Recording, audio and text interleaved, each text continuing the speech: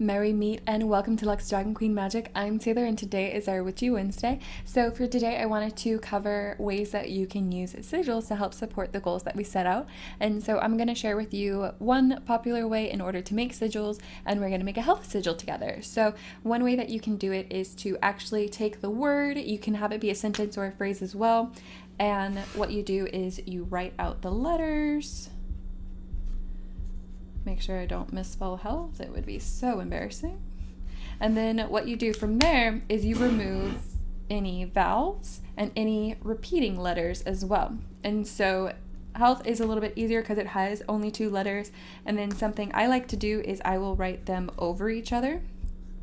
And so it's a pretty simple one. So for me, I probably would not change anything about this. And then this would be my symbol for health. And so with that, I could go ahead and use this as a sigil to further work with any goals that I set regarding health. So if I'm setting up a new exercise schedule and I want to help me feel a little bit more motivated in doing it, I could put it at the top of the paper or the calendar, wherever I'm putting it. Same thing with meal planning or grocery shopping, anything that you are really working on. If you are worried about doctor visits that you're going through, this is another way that you could use it. And just you could inscribe it on, you can write it down on a piece of stone that you carry around with you using a Sharpie, or you can also, you can use it with your candle magic as well. So if you're doing any like candle health rituals, you can carve the symbol into whatever you're working on.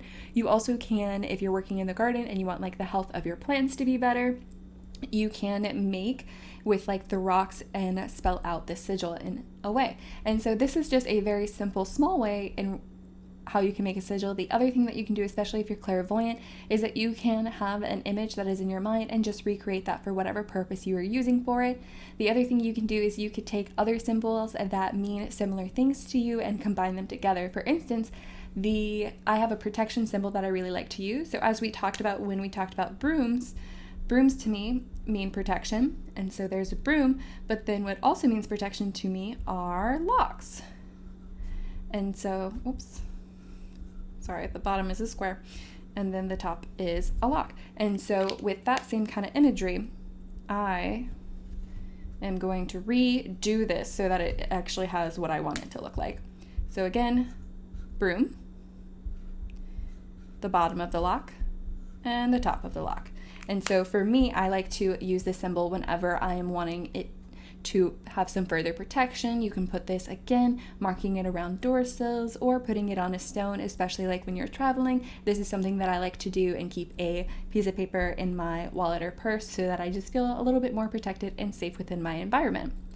And so that's just one way that you can do it. Something too that you can do is that you can use the symbols of the gods and goddesses that you relate to. So something I'll use, I know we have some Christian viewers here, and so something else that you can use is just simply the cross. And you can use this for anything that this really means to you as a symbol. So for me, it can mean resilience, it can mean protection, as well as purification. So if you're like trying to release any bad habits, this is a great sigil to use when supporting that. And especially if you're doing any shadow or journal work, this is another thing that you can just put at the top of your page. And so this isn't the only kind of god or goddess symbol that you can use. I know we do have the popular goddess symbol of that. And then hopefully I don't mess up the god symbol of this. And so really it's just whatever relates to what makes sense to you. And the important thing is to just have it mean something for you and the intention that you put behind it. So when you see the sigil, it's something that you want to immediately have your soul recognize for yourself. So just keep that in mind as you go and work with making sigils yourself. I just wanted to show you a few different ways that you can be eclectic in the way that you work with sigil magic. The other thing I'll say too is you can write in different languages. Runes are also something that you can use, and you can combine their imagery to help support any intentions that you're putting out. But ultimately, the main thing is to set a goal, set an intention, and then trust yourself to let it go, and that you have truly empowered the symbols that you're using, and know that you are working within your faith and within your magic. So with that, I'm going to go ahead and leave it there. Definitely let me know a little bit more about your favorite types of sigils or the ways that you like to create sigils, and let us share a little bit with each other. I'll definitely see you guys next time. Thank you for liking and subscribing, and blessed be.